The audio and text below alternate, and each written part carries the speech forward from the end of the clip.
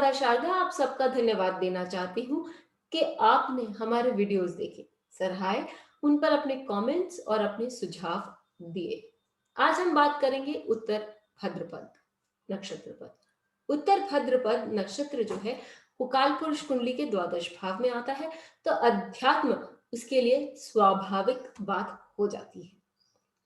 इस नक्षत्र का तत्व आकाश तत्व है। ऐसे लोगों को घूमना फिरना बहुत अच्छा लगता है।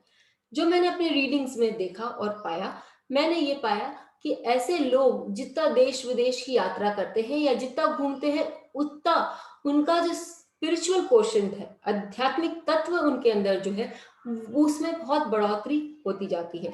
अब हम नक्षत्र एक है, लेकिन इसके 4 चरण हैं और ये चरण जो है नवांश में 4 अलग अलग राशियों में आके पड़ते हैं, जिसके कारण ये जो ग्रह है वो बहुत या कोई भी ग्रह जो है जिस प्रकार के नवांश की राशि में पड़ेगा उस हिसाब से अपने रंग दिखाएगा।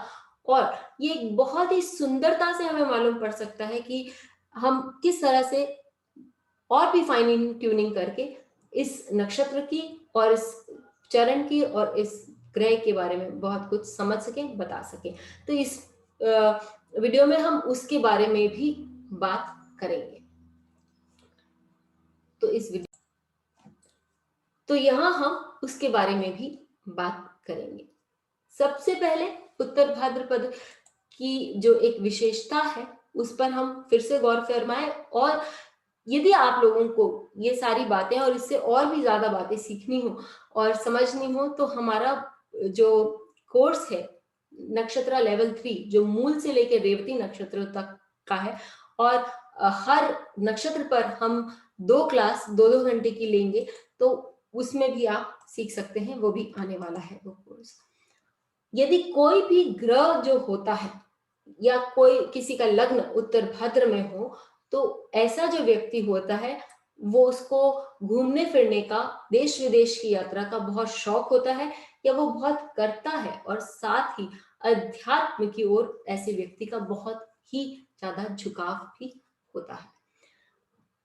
हम आगे चल के एग्जाम्पल लेंगे योगानंद परमहंस का। योगानंद परमहंस जी का जो लग्न है वो है सिंह लग्न, और मंगल जो उनका योग कारक है, चतुर्थ भाव और नवम भाव का स्वामी, वो अष्टम भाव में अष्टमेश गुरु के साथ मीन राशि में और उत्तर भाद्र नक्षत्र में तृतीय चरण में विद्यमान है। तृतीय चरण यदि हम नवांश में देखें तो ये जो तृतीय चरण है वो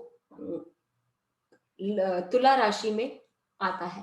अब हम जानते हैं कि योगानंद परमहंस जो थे वो उन्होंने बहुत सारी यात्राएं की, और केवल यात्राएं नहीं करी, एस्ट्रल ट्रैवल जिसको हम कहते हैं कि वो अध्यात्म के दृष्टिकोण से उन्होंने अपने शरीर को छोड़कर देश विदेश ही नहीं, पूरा ब्रह्मांड भी उन्होंने घूमा।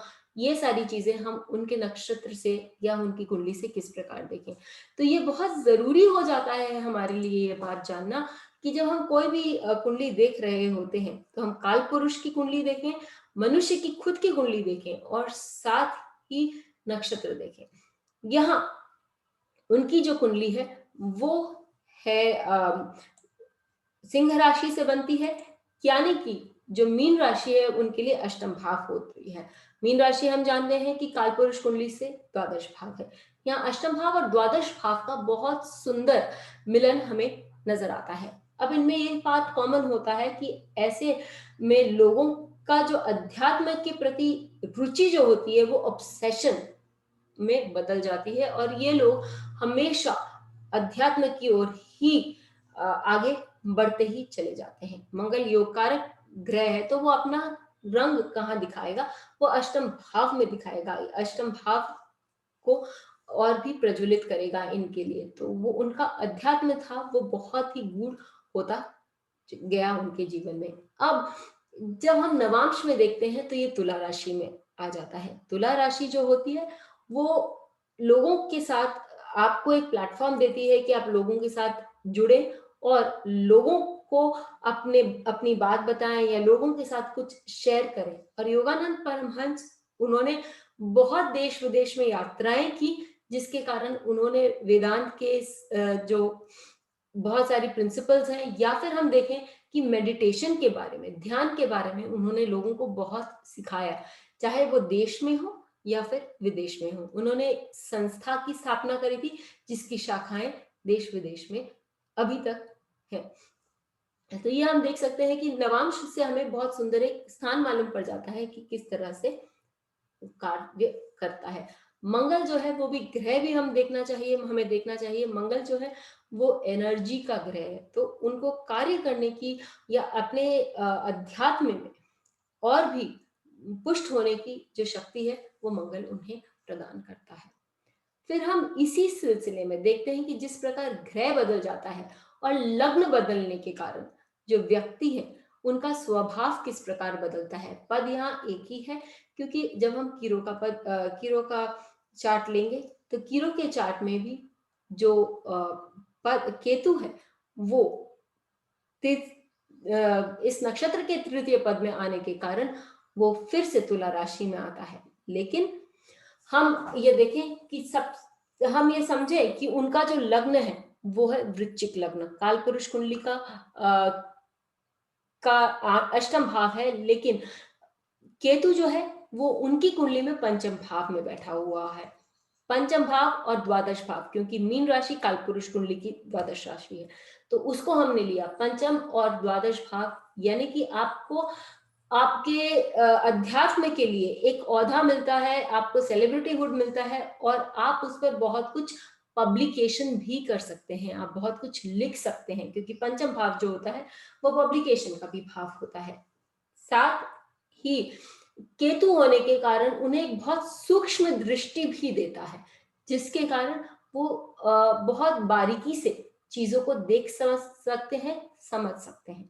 जब हम नवांश में लेते हैं तो फिर तुला राशि आती है, जिसके कारण अगेन उनको एक प्लेटफॉर्म मिला, लोग उनके पास आते थे। और सबसे अचंभे की बात है कि ट्रैवलिंग जिस पर हम बात कर रहे हैं, उन्होंने उस समय भारत तक ट्रैवल किया। यहाँ उनको एक गुरु मिले जिन्होंने उन्हें बहुत सारी उपलब्धियां दिलाई और देश के बहुत ही इंटीरियर्स में जाकर उन्होंने हस्तरेखा की किताबें पढ़ी, सीखी, और जब वो वापस यूरोप पहुंचे तो वहां के वो एक बहुत ही जाने माने मशहूर हस्तरेखा पढ़ने वाले जाने गए, माने गए, और उनकी जो किताबें हैं वो देश विदेश में फैली और ट्रांसलेट हुई, और भारत में भी उनकी किताबें बहुत सारी मिलती हैं। कीरो पामिस के नाम से बहुत ज्यादा फेमस है। तो ये हम देखते हैं कि ये हम समझते हैं कि जो अष्टम भाव, पंचम भाव पब्लिकेशंस का भाव, और साथ ही जो द्वादश भाव है वो स्पिरिचुअलिटी का भाव, और उत्तर भाद्र नक्षत्र जो ट्रैवलिंग का भाव है। पंचम भाव आपका उच्च शिक्षा का भी भाव है, जानने के लिए मंत्र सिद्धि का भाव है। ये सारी चीजें हमें कीरो के चार्ट से नजर आती है, और नवांश में जाने से हमें ये समझ आता है कि इन सारी चीजों के कारण उन्हें एक पद मिला, या फिर उन्हें एक पद मिला जिसके कारण ये सारी चीजों को ये सामने ला सके और लोगों को बता सके। इसी तरह हम देख सकते हैं कि हम समझ सकते हैं ये बात कि लोगों को यदि यदि किसी के चार्ट में ये नक्षत्र है, उत्तर भाद्र नक्षत्र है, चाहे कोई भी ग्रह बैठा क्यों ना हो, तो आप में ये क्षमता है कि आप किस तरह से अपना अपना आध्यात्मिक ज्ञान जो है उसको बढ़ा सकते हैं, और फिर चरण भी देखिए कि आप उसको कहाँ यूज कर सकते हैं। इससे आपको अपनी कुंडली पर कुछ भी करने से पहले आपको एक बहुत क्लियर आइडिया या पिक्चर समझ में आने लगेगी। फिर हम मिलेंगे, तब तक के लिए जरूर लिखेंगे, हमें बताइए कि आपको ये वीडियो कैसा लगा और आपकी कुंडली में ये कितना सुंदर बैठ रहा है। तब तक के लिए